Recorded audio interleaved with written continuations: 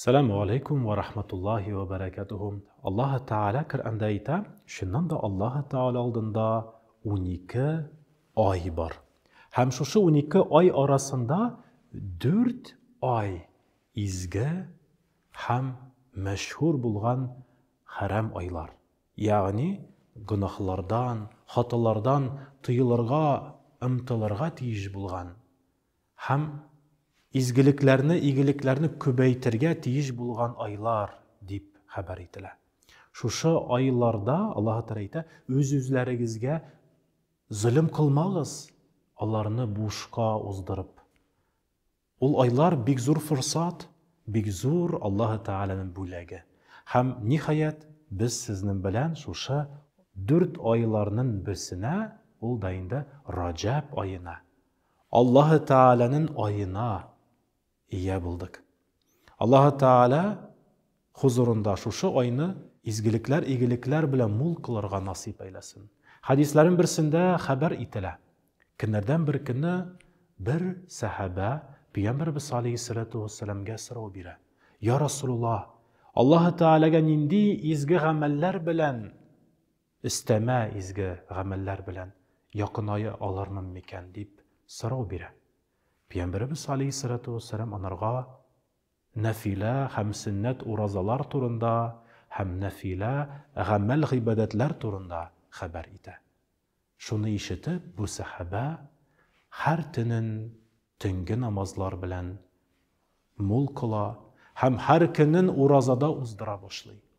Yıllar uzgaç dağan yeniden Peygamberimiz Aleyhissalatu vesselam'nın meclisinde bulurga turu kile. Hatta Peygamberimiz Aleyhissalatu vesselam anı kuruga uk tanımay. Hem soru bire, nesep oldu senin bilen? Bu sahabe anlatıp bire, her bir günün urazada uzdırıp, her bir tünün gamel ibadetler bilen mul kulu sebebi onun şuşu ağır haletke iyi buludu. Peygamberimiz Aleyhissalatu vesselam onlarga ayta, şundan da inkiminde izgi günlerini, izgi aylarını Allah Teala'nın rahmetin ümit etip, hatta ayının birinci ilişinde, ortada hem ahırında urazalar bilen mul kılsan, şuluk neticege erişir idin. Ama lakin tenge de ağırlık getirmez idin deyip, Peygamberimiz Aleyhissalatu vesselam onlarga haber ede.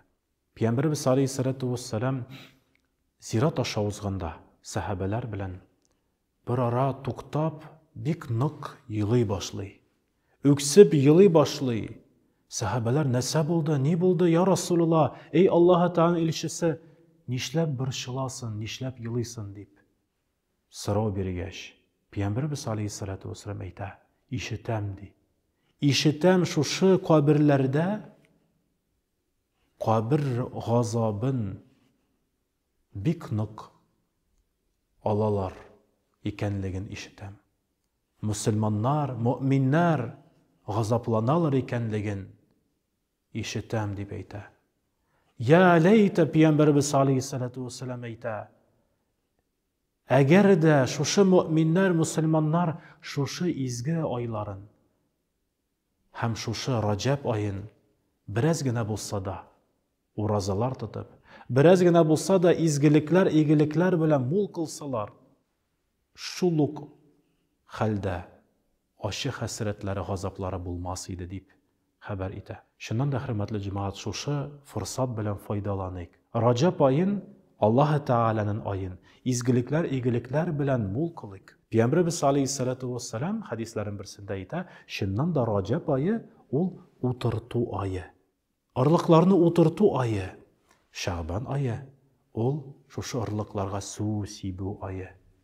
Hem Ramazan ayı inde ol jimişlerini, neticelerini, oңышlarını jiyu ayı deyip eytip koya.